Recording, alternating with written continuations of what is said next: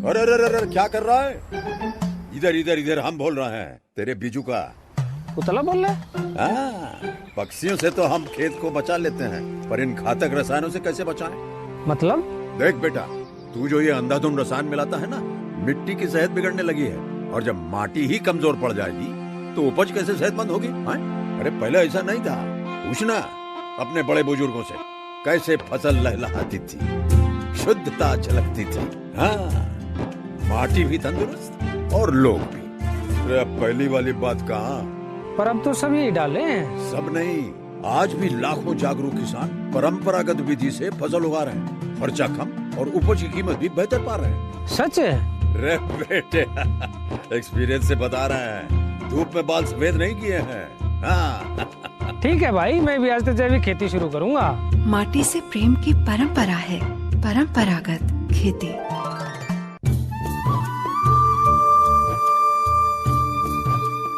इस कार्यक्रम के प्रायोजक हैं कृषि एवं किसान कल्याण मंत्रालय, भारत सरकार।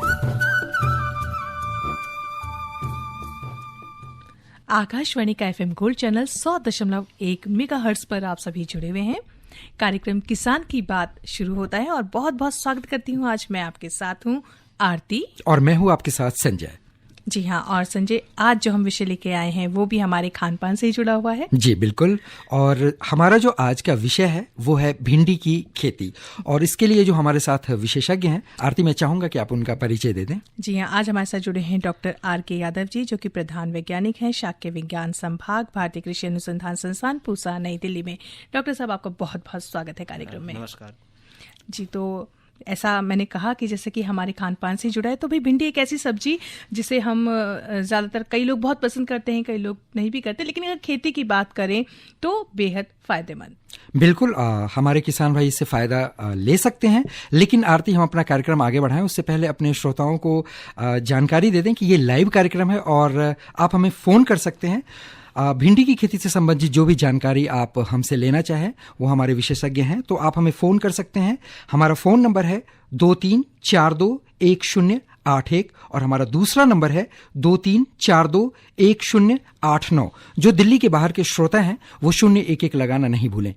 और आप चाहे तो हमें मैसेज भी कर सकते हैं। मैसेज करने के लिए आप गोल्ड टाइप कीजिएगा, GOLD, स्पेस दीजिएगा, अपना मैसेज लिखिएगा, स्पेस देकर अपना नाम और अपनी जगह के नाम के साथ हमें भेज दीजिएगा 53010 यानी कि 53010 पर।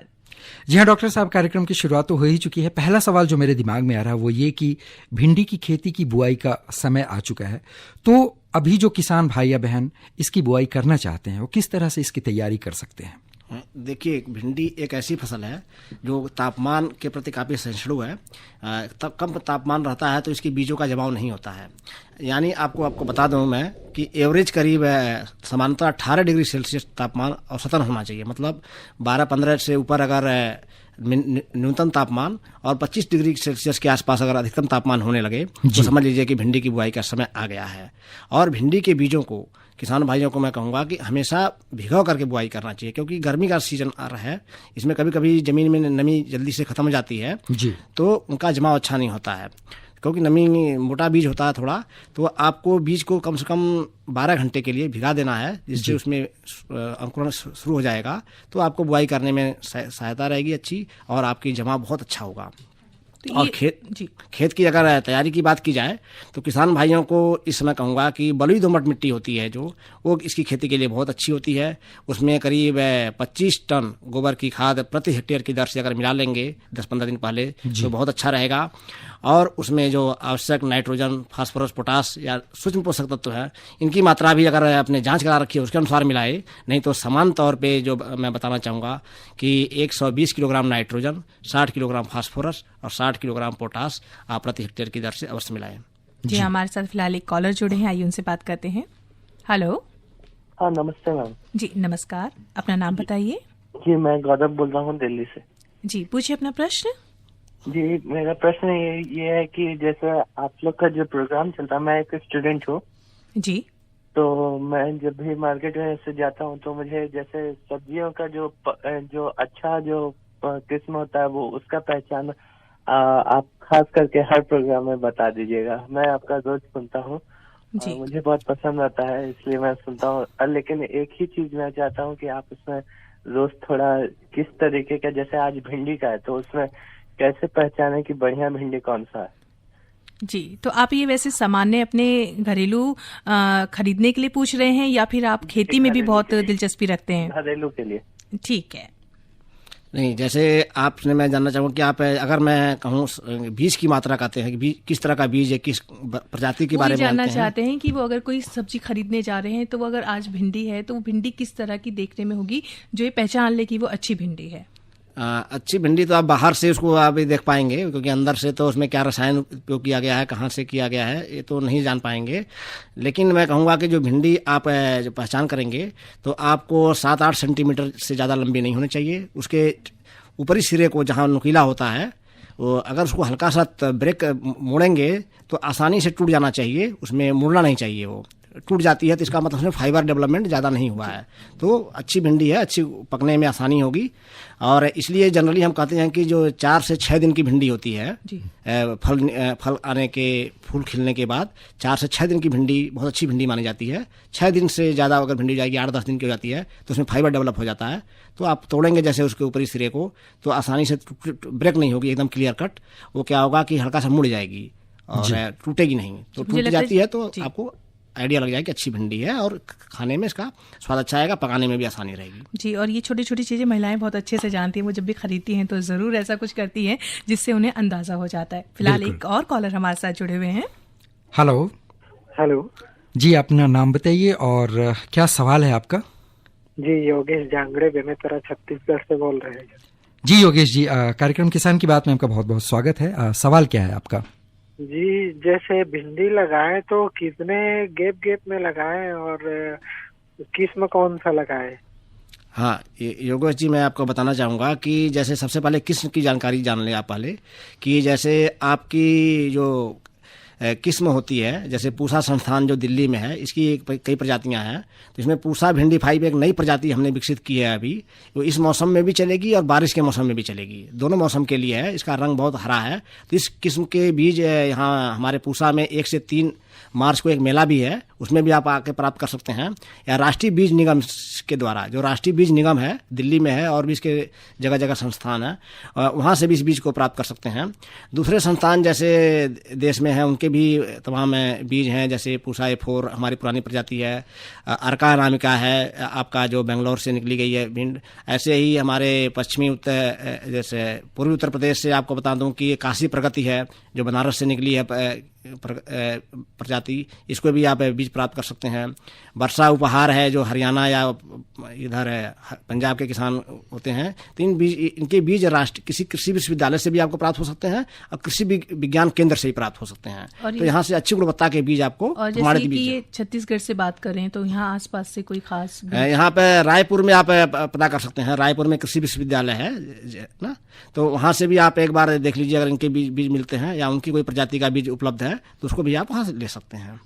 इनका एक और प्रश्न था कि जब ये बुआई करे तो बीजों के बीच दूरी कितनी होनी चाहिए? हाँ जी, हाँ, इस प्रश्न के बारे में बताऊंगा कि जैसे ये गर्मी का मौसम है, इसमें जो भिंडी की बढ़वार उतनी नहीं होती जितना बरसात के मौसम में होती है। तो इसमें लाइनों के बीच की दूरी आप करीब 1.5 फीट या 45 सेंटीमीटर रखेंगे, लाइनों में बुआई करेंगे। और पौधों को जैसे बीज है उसको गिराएंगे 4-5 सेंटीमीटर की दूरी पर, और जमाव के बाद 15 से 20 सेंटीमीटर की दूरी रख लेंगे। बीज के जो अधिक पौधे हैं उनको निकाल देंगे। तो आप पौधों से पौधों की 15 से 20 सेंटीमीटर और लाइनों से लाइनों की दूरी आप 1.5 फीट या 45 सेंटीमीटर के आसपास रखें। और डॉक्टर साहब, ये किस तरह की फसल है जिसमें सिंचाई बहुत ज़्यादा लगती है, क्योंकि गर्मी में भी इसे हम करते हैं, या फिर सामान्य सिंचाई लगती है कि बहुत ज़्यादा पानी की ज़रूरत नहीं है, जहाँ कम सुविधा है पानी की वहाँ पे भी इसे किया जा सकता है? देखिए, शुरुआत के दौर पे जब पौधा छोटा रहेगा, उसमें जड़ें उतनी विकसित नहीं रहती हैं, उसमें पानी की आवश्यकता पड़ती है। अगर आप बुआई के समय आप अच्छी नमी में कर दिए हैं तो आपका जमाव अच्छे से हो जाएगा, 8-10 दिन तक आपको पानी नहीं देना पड़ेगा और पौधे आपके अच्छे से 4-5 दिन में निकल के बाहर आ जाते हैं जी। और उसके बाद अगर आवश्यकता होगी तो शुरू में आपको 8-10 दिन के अंतराल पे हल्की सिंचाई कर दीजिएगा। अगर आपके पास ड्रिप है तो ड्रिप भी इसमें लगा सकते हैं, उससे भी सिंचाई करेंगे तो आपके काफ़ी पानी की बचत होगी और आपका पौधों की बढ़वार अच्छी होगी। मल्च पे भी भिंडी काफ़ी जगहों पर लगाई जाती है, उससे भी आपका खरपतवार नियंत्रण होता है और पानी की भी बचत होती है और पौधों की बढ़वार अच्छी होती है। जी, फिलहाल एक और श्रोता हमारे साथ जुड़े हैं। हेलो। नमस्कार मैम। जी नमस्कार, बताइए अपना नाम। मैं बोल रहा हूँ सुल्तानपुर उत्तर प्रदेश से लोकेश वर्मा। जी लोकेश जी, स्वागत है आपका कार्यक्रम में, पूछिए अपना प्रश्न। भिंडी लगाने के लिए कौन सा समय अच्छा है और उसका कीटनाशक खरपतवार के लिए? जी हाँ देखिए, आपको ज्यादा लगे। जी हाँ, जैसे मैंने अभी ये बताया कि जैसे भिंडी जब लगाते हैं तो 18 डिग्री तापमान जो होता है औसतन होना चाहिए, क्योंकि भिंडी का या उसको सामान्य तौर से जान लीजिए कि 12 से 13 डिग्री सेल्सियस अगर तापमान न्यूनतम चला गया है और अधिकतम 25 के आसपास आ गया है तो आप समझ लीजिए कि आपका भिंडी लगाने का उपयुक्त समय हो गया है। बीज को इस मौसम में अवश्य भिगा ले। और जो आपका जो प्रजाति के बारे में अगर कुछ जानना चाहते हैं तो ये बता सकते हैं। जी डॉक्टर साहब, जैसा कि आपने प्रजाति के बारे में बात की थी कि पूसा में आप लोगों ने कोई नई प्रजाति डेवलप की है, पूसा भिंडी 5। जी पूसा भिंडी 5, तो वो भी ये प्राप्त कर सकते हैं पूसा संस्थान नई दिल्ली से। अभी हमने बहुत सारी बातें की, लेकिन एक अहम सवाल बीच में शायद छूट रहा था जो शुरू में जानकारी देनी चाहिए थी हमें हमारे श्रोताओं को। इसका उपचार, बीज का उपचार कैसे करेंगे, क्योंकि ज्यादातर बीमारी जो है वो बीज से ही भिंडी में उत्पन्न होती है। भिंडी की नहीं, सभी जो फसलें हैं जितनी भी लगाई जाती हैं जमीन में, उसमें बीज उपचार एक प्रमुख क्रिया है, उसको करना चाहिए, अवश्य करना चाहिए। समानतः बहुत से बीज उपचारित होते हैं, लेकिन अगर उपचारित नहीं है तभी प्रति किलोग्राम बीज को 3 ग्राम जो थीरम एक दवा होती है जी, उससे पाउडर के रूप में होती है, उससे जब आपने भिगा रखा है बीज को उसके बाद बाहर निकालेंगे जी, उसके बाद 7-8 घंटे रखते हैं जिससे कि उसमें फुटावर अच्छे से हो जाए। उसी समय इस दवा को 3 ग्राम दवा थीरम प्रति किलोग्राम बीज की दर से मिला सकते हैं। यदि ये दवा नहीं मिलती है तो आप एक कार्बेंडाजिम होता है और मैंकोजेब होता है, दोनों का 1-1 ग्राम लेकर के भी आप प्रति किलोग्राम बीज की दर से इसको मिला सकते हैं। तो आपको शुरुआती दौर में जो जमीन में कवक वाले बीमारियां हैं या बीज पे कोई बीमारी है उससे निदान हो जाता है और आपकी फसल अच्छी चलती है। जी, एक और श्रोता हमारे साथ जुड़े हैं, चलिए उनका सवाल लेते हैं। हेलो। हेलो, नमस्कार डॉक्टर साहब। जी नमस्कार, क्या नाम है आपका और सवाल क्या है आपका?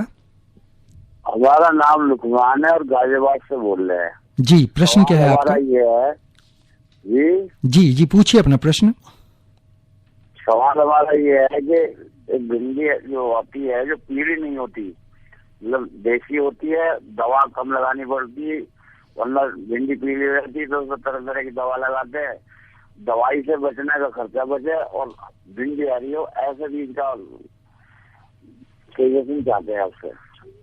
हाँ, जैसा कि मैंने अभी बता रहा हूँ, जो पूसा भिंडी 5 है, सिर्फ जो आप कहते हैं कि पीली हो जाती है पत्ते, जिसको एलोबेन मोजैक वायरस होती है, पीत सिरा मोजैक वायरस बोलते हैं, जो पत्तियां पीली हो जाती हैं उसके बाद क्या होता है कि भिंडी भी पीली हो जाएगी आपकी। इससे ये प्रतिरोधी बीमारी है, प्रजाति है, इसमें ये बीमारी नहीं आती है। तो आप इसको इसमें लगाते हैं, इसके जो फल हैं बहुत हरे रंग के हैं और बहुत मुलायम होते हैं। तो आप एक बार इसको लगा लीजिए। आप गाजियाबाद के हैं तो आप पूसा संस्थान में आ जाइए, या राष्ट्रीय बीज निगम जो है हमारा दिल्ली में है, पूसा संस्थान के अंदर ही है, वहां से आप इसके बीज प्राप्त कर लीजिए, पूसा भिंडी 5 का। तो आप इसको लगा के देखिए, मैं समझता हूँ कि आपकी जो समस्या है वो नहीं आएगी इस भिंडी में। जी, एक और श्रोता हमारे साथ है, आइए उनसे भी बात कर लेते हैं। शायद उनका फोन लाइन कट गया है आरती। चलिए ठीक है, अपने श्रोताओं को हम बता देते हैं। आप सुन रहे हैं कार्यक्रम किसान की बात, जिसमें आज हम बात कर रहे हैं भिंडी की खेती। इस विषय पर बात कर रहे हैं, हमारे साथ डॉक्टर साहब जुड़े हुए हैं जो कि विशेषज्ञ हैं हमारे इस विषय के, और हमें ढेर सारी जानकारियां बता रहे हैं। आप अगर हमारे फोन के जरिए आप हमसे जुड़ना चाहते हैं तो हमारे फोन नंबर्स हैं 23421081 और दूसरा नंबर है हमारा 23421089। और दिल्ली के बाहर के जो श्रोता हैं हमारे, जो इस वक्त हमें सुन रहे हैं या हमारे साथ अभी जुड़े हैं, वो 011 लगाना नहीं भूलें। और जैसा कि आप सभी जान रहे हैं कि लगातार हमें फोन कॉल्स आ रही हैं, तो किसी वजह से अगर आपका फोन नहीं लग पा रहा है तो आप हमें मैसेज भी कर सकते हैं, हम उन्हें भी जरूर शामिल करेंगे। इसके लिए आप टाइप कीजिए GOLD गोल्ड, स्पेस दीजिए, अपना मैसेज लिखिए, अपना नाम लिखिए और साथ ही अपनी जगह का नाम लिख के हमें भेज दीजिए 53010 पर। और कार्यक्रम में और बातें हों भिंडी की खेती के विषय पर, सबसे पहले हम अपने श्रोताओं को बता देते हैं कि मौसम का क्या हाल चल रहा है। आज दिन का अधिकतम तापमान 26 डिग्री सेल्सियस रहने की संभावना है और वहीं न्यूनतम तापमान 13 डिग्री सेल्सियस रहने की संभावना बनी हुई है। और क्योंकि इस सप्ताह तापमान बढ़ने की काफी संभावनाएं बनी हुई है, तो इसको देखते हुए किसानों को ये भी सलाह दी जा रही है कि भिंडी की A4, परबीनी क्रांति, अर्का, अनामिका आदि ऐसी जो किस्में हैं उनकी बुआई शुरू कर दें। और साथ ही साथ तापमान क्योंकि बढ़ रहा है, इसको देखते हुए किसानों को ये भी सलाह दी जा रही है कि फसलों और सब्जियों में ज़रूरत के अनुसार हल्की सिंचाई करना शुरू कर दे, क्योंकि शुष्कता कहीं ना कहीं अब सिंचाई में देखने को मिल रही है। तो आरती, आपने मौसम की जानकारी दे दी, लेकिन मैसेज के माध्यम से हमारे पास एक प्रश्न आया है। बिहार से हमारे श्रोता हैं कैलाश, उन्होंने पूछा है कि भिंडी की बीज की तैयारी कैसे करें बोने से पहले। हाँ, मैंने हमेशा कहता हूँ कि जैसे इस पे हर मौसम में तैयारी करना चाहिए। जैसे आपको भिंडी के बीज को अच्छी गुणवत्ता के बीज आप प्राप्त कर लीजिए, किसी प्रमाणित बीज होना चाहिए और किसी विश्वसनीय स्रोत से आपको बीज लेना चाहिए जी। उसके बाद बीज को आप करीब प्रति हेक्टेयर की दर से अगर आप करना चाहते हैं तो करीब 10 किलोग्राम कम से कम बीज आपको आवश्यकता पड़ती है जी। और इस बीज को आप एक दिन पहले आप 8 से 10 घंटे करीब उसको पानी में भिगा देंगे, जिससे जो बीज है पानी सोख लेगा और फूल जाएगा और उसमें अंकुरण का प्रक्रिया शुरू हो जाती है। उसके बाद दूसरे दिन आपको उसमें उपचारित करके बीज को, जैसे हमने कहा, थीरम इत्यादि से कर सकते हैं। ट्राइकोडर्मा से जो कुछ किसान करना चाहते हैं, जो जैविक खेती में आते हैं, तो 5 ग्राम ट्राइकोडर्मा भी प्रति किलो बीज को उपचारित कर सकते हैं। तो बीज को उपचारित कर दें। उसके बाद अपने खेत में जब पर्याप्त नमी रहे, खेत में उसी समय के बुआई करना है। बुआई हमेशा लाइनों में करना है। लाइनों में कई फायदे होते हैं किसान भाइयों को। एक तो जमाव बहुत अच्छा होता है, कोई कमजोर बीज होता है गहराई में चला जाता है, वो भी बीज जब जमता है तो जमीन फटती है, ऊपर उठाता है जमीन को, तो उससे कमजोर बीज को भी एक मौका मिल जाता है। तो और निराई गुराई और बुआई जो जितनी प्रक्रियाएं हैं, शस्य क्रियाएं करना पड़ता है, वो भी बहुत आसानी होते हैं। मशीनों का उपयोग आसानी से आप कर सकते हैं। मशीनों से बुआई कर सकते हैं भिंडी की खेती को, मशीनों से उसका निराई कर सकते हैं। शुरुआती दौर में जब करीब 1 फीट की भिंडी है तो ऐसी मशीनें हैं जो करीब 1 से 1.5 फीट तक की ऊंचाई तक में आराम से उसको निराई गुराई उसमें मशीनों के द्वारा चलाया जाता है, ट्रैक्टर को चलाया जा सकता है जी। तो इन बातों का सावधान होता है। तो इन बातों को ध्यान रखेंगे और भिंडी की खेत की तैयारी करेंगे और बुआई करेंगे आप जी। डॉक्टर साहब, एक और श्रोता हमारे साथ जुड़े हैं, उनका भी प्रश्न लेते हैं। हेलो जी, नमस्कार। नमस्कार जी, मैं गाजियाबाद से तरुण बोल रहा हूँ। जी तरुण जी, स्वागत है आपका कार्यक्रम में, पूछिए अपना प्रश्न। मैम, हमारे यहाँ सब्जी की खेती हम करते हैं जी। तो उसमें जैसे डॉक्टर साहब से अभी जो बता रहे हैं वो तो कुछ चीजें मालूम चल जा रही है, लेकिन कभी कभी खेती करते समय जब फसल हो जाती है जी, तब दिक्कत आती है, तो उसमें जानकारी नहीं मिल पाती है। तो क्या डॉक्टर साहब से हम फिर दोबारा कहाँ संपर्क कर सकते हैं? हमारे पूसा संस्थान में भी एक टोल फ्री नंबर होता है जो हमारा एटिक होता है, एग्रीकल्चर टेक्नोलॉजी इन्फॉर्मेशन सेंटर। वहाँ पर भी एक टोल फ्री नंबर है, तो उस वहाँ भी आप बात कर सकते हैं। चाहे हमारे विभाग का भी नंबर आप नोट कर सकते हैं, 2584 6628 6628। इस पे आप फोन कर सकते हैं। हमारे भी सीधे साकी विज्ञान संभाग में सीधे आपसे बात होगी और उससे कंसर्न जो भी आपके विशेषज्ञ होंगे आपसे बात करा दी जाएगी। और इसके अलावा आप लगातार हमारा ये जो कार्यक्रम है किसान की बात, हर रोज नई नई जो है विषय लेकर आता है, जिसमें आपके ढेर सारे जो सवाल हैं और शंकाएं हैं उनका समाधान जरूर होगा। तो आप सुनते रहिए कार्यक्रम किसान की बात। और कार्यक्रम किसान की बात में अब अगले पड़ाव की तरफ चलते हैं, जो है हमारा फल और सब्जियों के भाव की जानकारी देते हैं, जो हमें आज़ादपुर फल और सब्जी मंडी से मिली है। तो सेब की बात करें तो ये 100 रुपये प्रति किलो है, जबकि अभी अमरूद 30 रुपये प्रति किलो है। इसके अलावा भिंडी, जिसकी हम अभी चर्चा कर रहे हैं, वो 40 रुपये प्रति किलो है, जबकि प्याज 15 रुपये प्रति किलो की दर से अभी आज़ादपुर फल और सब्जी मंडी में थोक बाजार में मिल रहा है। डॉक्टर साहब, आपसे जानना चाहेंगे, ये जो भिंडी है लगा दी किसान ने और अच्छे से परवरिश भी कर रहे हैं उसकी, लेकिन कुछ कीड़े कहें, रोग कहें, उनमें लगना शुरू होते हैं जिनसे वो परेशान हो जाते हैं। तो अभी खास तौर पर, मुख्य तौर पर कौन से कीड़े जो हैं देखने को मिल रहे हैं और किस तरह के रोग है जो ज़्यादा परेशान कर सकते हैं?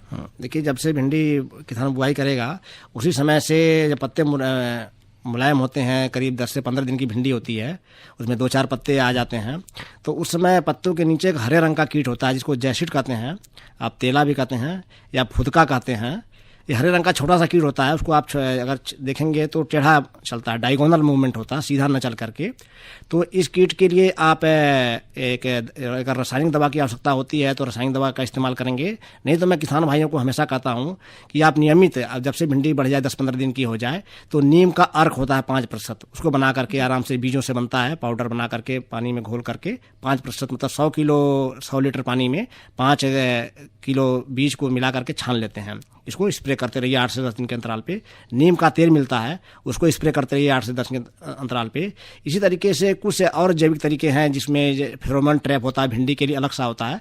आप जाएंगे बाजार में तो वो मिल जाएगा। फेरोमोन ट्रैप को आप 20-25 ट्रैप आपने प्रति हेक्टेयर की दर से आप लगा दीजिए खेत में। और येलो स्टिकी ट्रैप होता है, पीला चिपचिपा गत्ता एक होता है, प्लास्टिक होती है पीले रंग की, क्योंकि कीट पीले रंग पे ज्यादा आकर्षित होते हैं जी। तो उस पे जाके चिपक जाते हैं और करीब 1 महीने के अंदर 15 दिन 20 दिन के अंदर जब लगता है कि बहुत ज्यादा हो तो फिर से हटा करके दोबारा नया ट्रैप लगा दीजिए, या उसको साफ करके उस पर ग्रीस भी लगा सकते हैं आप, जो पॉलिथीन के शीट होती है उसमें पीले रंग की होनी चाहिए। तो इस तरीके से करेंगे तो आप काफी दवाओं का इस्तेमाल से बच जाएंगे। लेकिन अगर आवश्यकता पड़ती है तो आप दवाओं का इस्तेमाल जरूर पड़ता है कि स्पिनोसैड एक दवा होती है, वो काफी सेफ दवा है स्पिनोसैड। उसकी करीब 1 ग्राम मात्रा 3 से 4 लीटर पानी में घोल बना करके छिड़काव आप कर सकते हैं। इसी तरीके से एसिटामाइप्रिड है, उसकी भी करीब 1 ग्राम मात्रा 3 लीटर पानी में घोल बनाकर छिड़काव कर सकते हैं। तो इनको भी आवश्यकता पड़ने पर आप अपनी फसल को बचा सकते हैं इनसे। दवाओं का इस्तेमाल उस समय करिए, आपको विशेष करूंगा कि जब फल की तुड़ाई आप कर लें उसके तुरंत बाद आप करें। उससे क्या होता है कि इनकी जो हर दवा की एक प्रतीक्षा अवधि होती है जी, तो उसमें 4 से 5 दिन आपको मिल जाता है अगली तुड़ाई के लिए, तब तक दवा का प्रभाव खत्म हो जाता है और दवा का कोई जैसे कहते हैं कि रेसिडुअल इफेक्ट जो आपको फल पे आता है उस पे आता है वो नहीं आता है। तो तुरंत ही दवा छिड़क करके नहीं करना चाहिए तुड़ाई, हमेशा तुड़ाई के बाद दवा करेंगे। और जो फल जितने भी प्रभावित हैं, रोग से ग्रसित पौधे हैं या फल छेदक के कीट से प्रभावित फल हैं, ऐसे फलों को छांट करके या पौधों को उखाड़ करके तुरंत ही खेत के किनारे गड्ढा बना करके उसमें मट्टी में दबाना है, इधर उधर नहीं फेंकना, नहीं तो कीट उसमें से निकल करके फिर से अपने खेत में आते हैं। तो आप मट्टी के अंदर गड्ढे में दबाएंगे उसको जी। डॉक्टर साहब हमारे साथ एक और श्रोता हैं, उनसे भी पूछ लेते हैं वो क्या जानना चाहते हैं। हेलो, नमस्ते मैडम, और डॉक्टर साहब को भी नमस्कार। जी नमस्कार, पूछिए अपना प्रश्न। जी पहले नाम बता दूं? हाँ, बिल्कुल नाम बिल्कुल बताइए पहले आप। जी जिला सागर मध्य प्रदेश से विपिन कटारे बात कर रहा हूँ। जी विपिन जी, स्वागत है कार्यक्रम में आपका, पूछिए अपना प्रश्न। डॉक्टर साहब से मैं जानना चाह रहा था भिंडी के बारे में। जी हाँ, कि मैडम मैं वो जानना चाह रहा था डॉक्टर साहब से कि भिंडी की किस्में तो बहुत सारी हैं, लेकिन कोई ऐसी किस्म बताएं जिसमें फल तोड़ते समय मतलब कांटे ना लगे, क्योंकि मतलब हम उसकी तुड़ाई करते हैं तो उसमें ज्यादा कर परेशानी आती है, जो उसके पत्तों में कांटे वगैरह रहते हैं। तो ऐसी कोई किस्म है जो आसानी से उससे हम फल ले सकें? हाँ, देखिए ये बात सही है कि कुछ कुछ किस्मों में इस तरह के, सभी किस्मों में नहीं होता है, लेकिन कुछ किस्में ऐसी हैं जिसमें थोड़ा सा किसान को तोड़ते समय इस तरह की समस्या का सामना करना पड़ता है, क्योंकि वो काफ़ी प्रतिरोधी अगर किस्में निकालोगे तो साथ में उसके साथ कुछ करैक्टर और भी आ जाते हैं। लेकिन जैसे हमने पूछा भिंडी 5 की बात की है, ये बहुत ही अच्छी किस्म है। इसके बारे में आपको कहूँगा कि आप इसको लगा के एक बार देखिए, इसके फल तोड़ने में आपको इस तरह की समस्या नहीं आएगी। जी डॉक्टर साहब, एक प्रश्न मैं जानना चाहती हूँ। मैंने बहुत सुना है कि क्या कहते हैं, कई लोगों से सुना है ये कि भिंडी खाने से उनको बादी की समस्या महसूस होती है, उनको लगता है बहुत गैस बन रही है, बहुत ऐसी समस्या उनको महसूस होती है। तो कितनी सच्चाई की, क्या वाकई भिंडी क्या एक ऐसी सब्जी जिससे बादी होती है? नहीं, ऐसी बात नहीं है। आपको मैं बताऊंगा कि कभी कभी क्या होता है कि बहुत ज़्यादा ओवर मैच्योर भिंडी लोग खाते हैं जैसे ना, तो बीज की मात्रा बहुत ज़्यादा हो जाती है उसमें, तो प्रोटीन जब उसमें ज़्यादा मिल जाता है तो उस होता है डाइजेशन में, और फाइबर की मात्रा बहुत ज़्यादा बढ़ जाती है, तो उसमें डाइजेशन में थोड़ा सा दिक्कत है। लेकिन आप अगर मैंने बताया जैसे 4 से 6 दिन की भिंडी अगर तोड़ के करेंगे आप भिंडी के सीधे फलों को, साफ अगर अच्छे फल हैं आपके पास, आपने किचन गार्डन में या घर पे लगा रखा है, तो आप सुबह अगर खाली पेट 4-6 फलों को खा लेते हैं अगर, तो आप देखिए आपका पेट एकदम साफ हो जाएगा, एकदम साफ हो जाएगा। और आपको इसमें क्योंकि फाइबर की मात्रा होती है, इसमें रेशे की बहुत बड़ा स्रोत है ये भिंडी, ये आयोडीन का बहुत बड़ा स्रोत है, जो आयोडीन और फसलों में बहुत मुश्किल से मिलता है, फलों में या सब्जियों में। जो भिंडी एक ऐसी है जिसमें समांतर हर जगह लगाई जाती है, नहीं तो जो समुद्री किनारों में चीज़ें लगाई जाती हैं उनमें इस तरह की आयोडीन की मात्रा मिलती है। तो भिंडी का जो है पेट के बहुत साफ करने में बहुत महत्वपूर्ण योगदान है। आप कच्चे फलों को भी खा के आप देखिए, और जो मैंने कहा 4 से 6 दिन के जो फल होते हैं उनको पकाएंगे तो उनका स्वाद अलग मिलेगा, आपको आसानी से पक जाएंगे और आपका जो पेट है साफ रहेगा इससे। तो डॉक्टर साहब ने शुरुआत में बताया भी था कि किस तरह से हम पहचान भी कर सकते हैं कि किस तरह की ताज़ी जो भिंडी है वो हम देख सकते हैं। फिलहाल एक और श्रोता है, आइए उनसे भी बात करते हैं। हेलो, नमस्कार जी। नमस्कार, अपना नाम बताइए और क्या सवाल है आपका? मैं ये पूछना चाहता हूँ कि डॉक्टर साहब, क्या हम शहर में रहते हैं तो हम अपने घरों में किचन गार्डन में गमलों में भिंडी उगाए तो कितने इंची का गमला लेना चाहिए, और हम एक तारीख को आपके फूसा में किसान मेला है, वहाँ जा रहे हैं, वहाँ से बीज मिल जाएगा। और दूसरा है कि आपके आकाशवाणी किसान की बात में ये मैं कहना चाहूंगा कि फूलों का कार्यक्रम भी आप लेके आए, काफी समय हो गया फूलों का कार्यक्रम नहीं आया।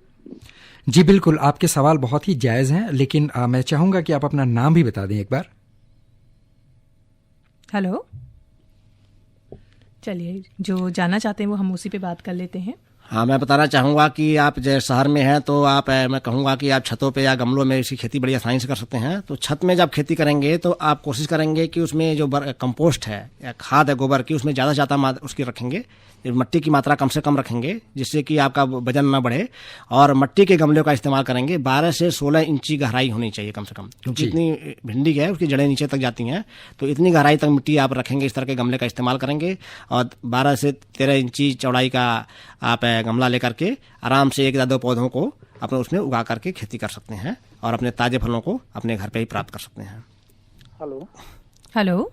हाँ, गुड आफ्टरनून मैम। जी गुड आफ्टरनून। बताइए अपना नाम और प्रश्न भी पूछिए अपना थोड़ा जल्दी से। जी, मैं दीपेंद्र बोल रहा हूँ, गोरखपुर उत्तर प्रदेश से। जी पूछिए अपना प्रश्न। जी मैम, जैसे मैंने 10 दिन पहले अपने वहाँ भिंडी का पौधा लगाया था, और लेकिन मैंने उसको बिना भिगोए ही लगा दिया था, तो क्या वो पौधा जमेगा कि नहीं जमेगा? क्योंकि अभी तो उसमें पौधा कुछ अंकुरित हो नहीं रहा है। जी थोड़ा अगर आपने जमीन में लगाया है तो मैं कहूँगा कि हो सकता है तापमान थोड़ा कम रहा होगा, लेकिन अगर थोड़े एरिया में आपने लगाया है तो एक बार सिंचाई करके देख लीजिए। अगर उसके बाद 4-5 दिन में अगर कुछ नहीं होता है तो आपको फिर से बुआई करनी पड़ेगी, क्योंकि कई कारणों से बीज नहीं जमता है। बीज कभी कम नमी से होता है, तापमान कम रहा होगा उस समय। लेकिन आप जब दोबारा बुआई करेंगे उसको भिगा करके अवश्य करेंगे, जिससे आप इंश्योर हो जाएंगे कि आपका बीज का जमाव अवश्य होगा, भले जमीन में नमी कम रहे या। जी, तो डॉक्टर साहब आपने ढेर सारी जानकारी दी भिंडी के बारे में। हमारे काफ़ी श्रोता हैं जिन्होंने पूछे भी अपने सवाल और काफ़ी कुछ जाना, तो इस कार्यक्रम में शामिल होने के लिए हम आपका बहुत बहुत धन्यवाद करते हैं। नमस्कार जी। तो संजय, अब समय हो चला है कि आज के कार्यक्रम को हम समाप्त करें। उससे पहले हम कल का कार्यक्रम बता देते हैं, जो कि सिक्किम में किस किस तरह की खेती की जाती है इस विषय पर आधारित रहेगा और इसके बारे में ढेर सारी जानकारियाँ रहेंगी। तो आप कल का कार्यक्रम भी ज़रूर सुने। और फिलहाल आज का ये जो कार्यक्रम है किसान की बात, हम समाप्त करना चाहेंगे। तो मैं आपसे आरती और मैं संजय आपसे विदा चाहेंगे। नमस्कार। इस कार्यक्रम के प्रायोजक थे कृषि एवं किसान कल्याण मंत्रालय, भारत सरकार। प्रधानमंत्री किसान मान धन योजना। मिलेगा पेंशन का सहारा, कृषक ना होगा बेसहारा। जुड़ेगा खुशियों से नाता, कटेगा सुख से बुढ़ापा। सुरक्षित होगा अन्नदाता, सुरक्षित होगा अन्नदाता। प्रधानमंत्री किसान मान धन योजना से लघु सीमांत किसानों का भविष्य होगा सुरक्षित और 60 वर्ष की आयु से 3000 रूपए मासिक पेंशन होगी सुनिश्चित। 55 रूपए से 200 रूपए की मासिक किश्त देकर प्रवेश कर सकते हैं। 18 से 40 वर्ष तक के किसान इस अंशदायक योजना में सरकार देगी बराबर का योगदान। सभी किसान भाई बहन इस योजना के लाभ के लिए जन सेवा केंद्र में जाएं और अपना निःशुल्क नामांकन कराएं। प्रधानमंत्री किसान मान धन योजना, अन्नदाता के परिश्रम को संबल, पेंशन से सुरक्षित उनका कर। कृषि एवं किसान कल्याण मंत्रालय, भारत सरकार द्वारा जनहित में जारी।